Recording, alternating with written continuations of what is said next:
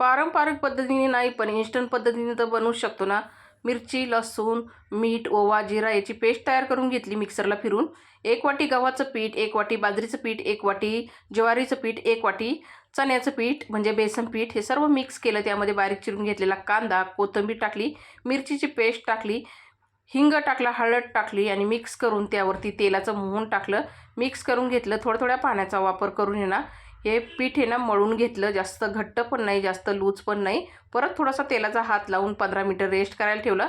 एक कॉटनचा कपडा घेऊन त्यावरती ना पाणी शिंतळून एक छोटासा उंडा ठेवून मस्त असं धपाटं थापून घेतलं। जास्त जाड पण नाही, जास्त पातळ पण नाही। गरम तव्यावरती पाण्याचा हापका देऊन त्यावरती धपाटं टाकून घेतलं आणि बोटाचे ठसे ओतून घेतले। तेल सोडून दोन्ही साईडने आलटीपलटी करून क्रिस्पी कुरकुरीत धपाटं भाजून घेतलं। तर मंडळी, आमच्या इकडे याला धपाटे म्हणतात, तुमच्या इकडे याला काय म्हणतात ते कमेंट करून नक्की सांगा आणि या धपाटे खायला भेटूया पुढच्या व्हिडिओमध्ये। धन्यवाद।